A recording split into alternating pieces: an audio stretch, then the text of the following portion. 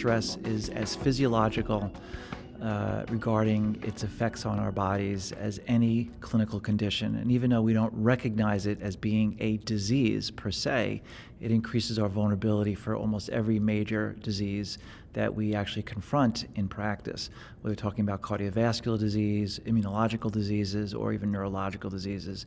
So I think it's very important that we understand the basic pathophysiology of excessive stress and how that affects our vulnerability for these different diseases.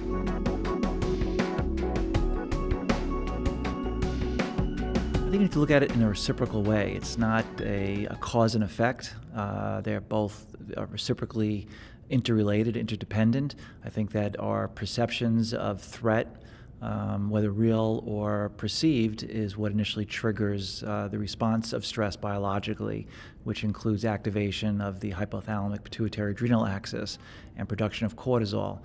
From there, the normal reset button, the ability for us to essentially readapt to that experiential stress, is often inhibited or thwarted either by emotional or physiological factors. And I think the primary function in a physician's setting is to first recognize that when a patient is coming into their practice, to ask questions about what the stressors may be. You can't identify something if you don't know that it exists.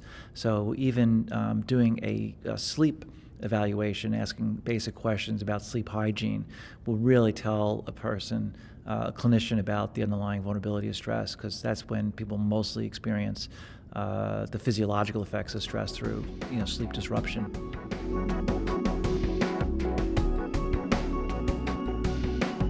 What's changing is that we're essentially activating metabolic reserves in a heightened way over a prolonged period of time. It's like being in a state of 9/11 red terror alerts for 20 years. That has a depleting effect on the reservoirs of whether it's the mitochondrial functionality at a cellular level or at a tissue level. We're literally losing our ability to regenerate tissue because we're in a fight or flight state.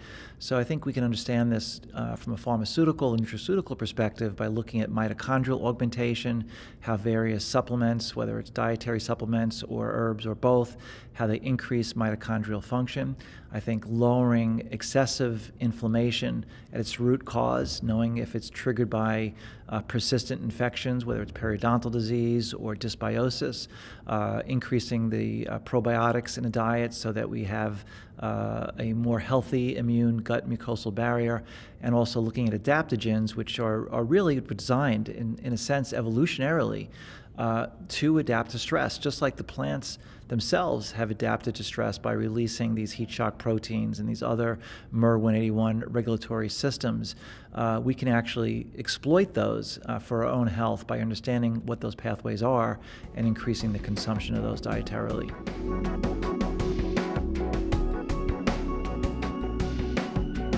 What I see as lacking in terms of our education of the integrative medicine approach is really understanding the neuroimmune system relationship, more specifically at a metabolic and molecular level. So CD33 is one of the receptors found on glial cells that controls the activation of glial cells in the brain.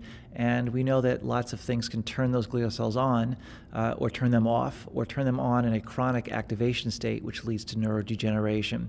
The value of understanding that is that it's not about suppressing the immune system. It's actually about augmenting what we need to augment and reducing what we need to actually reduce. It's much more granular and more nuanced than just using anti-inflammatory agents across the board. You can understand specifically which immune suppressants, if you want to call it that, and how to actually do that. And that's where I think genetics and epigenetics biomarkers help us to understand whether it's T-cell ratios or CD33.